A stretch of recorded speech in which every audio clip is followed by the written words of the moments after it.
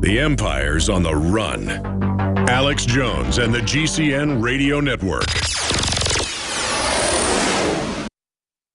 I began to get into iodine a few years ago because it was helping me and my family so much get healthy and detoxify. Most people know that iodine deficiency has been a crisis around the world. Iodine is key to so many of the body's functions, especially the thyroid. I discovered a product being developed by Dr. Group. You now know it as Survival Shield True Nascent Iodine that your body can really absorb. Then, about a year ago, he said, listen, if you think this is powerful, I'm going to come out with rare earth, deep earth crystals. And the results that I personally have had have been life-changing.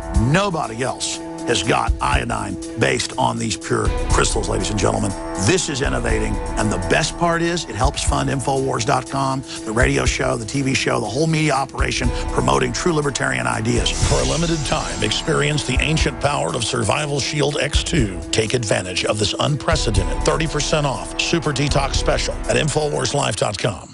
I can taste dirt in it. God knows what's in this. These people just sampled City of Austin tap water straight from the faucet. Next, we had them try a sample of tap water filtered through the ProPure G2.0 filtration system. That one is better. Tastes like nothing. Yep, I know what good water tastes like. It's good water. Most tap water contains added substances like fluoride, chlorine, glyphosate, and many others. Studies prove that these substances are linked to an assortment of major health issues, including tooth decay, lowered IQ, and even cancer. It tastes like you're drinking out of the lake when you're drinking tap water. The ProPure G2.0 filtration system removes these deadly substances, leaving only fresh-tasting, deliciously clean water. Okay, this is very tasty. It's good water. Refreshing. It's good. Go to InfoWarsStore.com today and get your free wire stand with the purchase of a ProPure Big Water Filtration System. Or call 1-888-253-3139.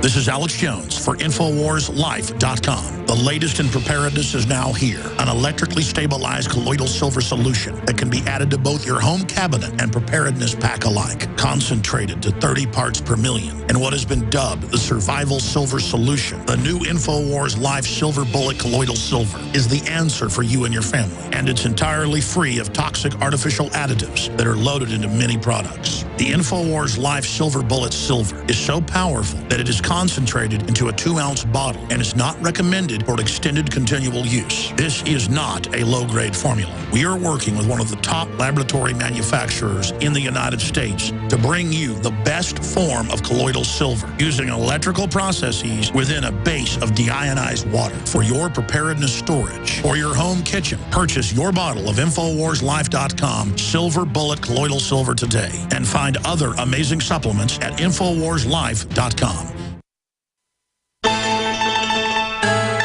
There's a need for a new world order, but it has different characteristics in different parts of the world. Live from Austin, Texas, broadcasting worldwide, it's Alex Jones.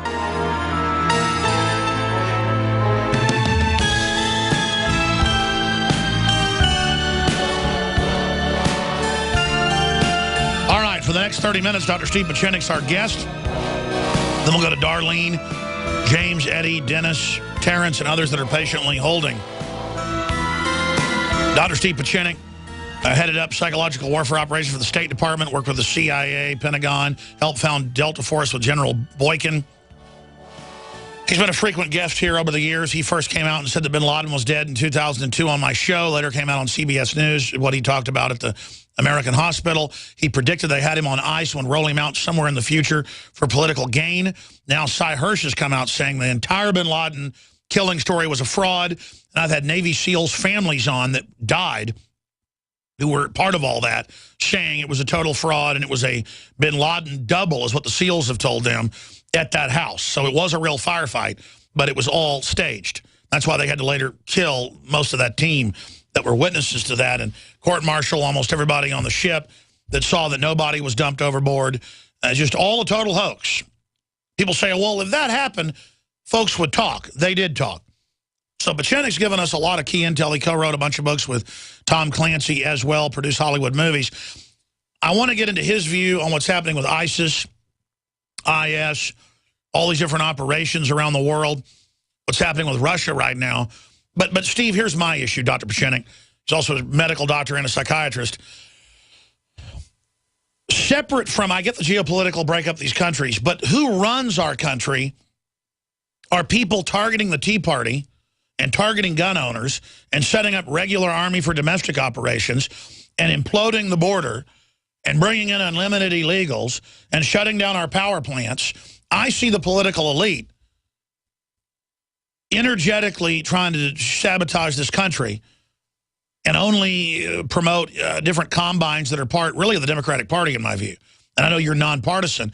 I don't like the Republican leadership either. Politically, because you've been part of the CFR, you name it, in the past, you resigned out of it, Council on Foreign Relations. What do you think of Obama and this political elite and what they're doing domestically so we can then move to the international level? Dr. Pieczenik, thanks for joining us. Well, I think Obama is not a tutored individual in terms of domestic concerns. I think he has a staff that has not been performing very well. But to attribute a lot of nefarious deeds, and you know I've criticized Obama from the beginning with Newtown and Eric Holder and all that, I think we have to understand that there is a political elite, but it's really diverse. It goes from Silicon Valley to businessmen. It goes from the right wing to the left wing. So we're too big a country to be contained or suppressed. You know, I've said it from 9/11, that eventually the American public would understand what happened in 9/11. Bush and Cheney and the neocons would pay the price, and they are. We went from 0 people understanding it to over 60% of the country in 13 years. Thanks to you, Alex, and the people in the alternative media, we got the truth out. The reality of the truth now is that FEMA is not as effective as they are. Obamacare is not going to work that effectively. A lot of the things that they've targeted has been overblown. But the reality of America is that we are very incredibly powerful as an entity. The people itself, we're diversified. We're located over a huge geographic expanse. We're multivariate. We contain over 100 different ethnic groups. And so it's very hard to begin to understand that Washington is becoming less and less relevant. What's becoming more relevant domestically, and this is what the American public has to understand through the Alex Jones Show, is the governors. And the Congress understands this. That's why congressmen are leaving, senators are leaving, even big business is leaving, because they have to devolve their power to the state level.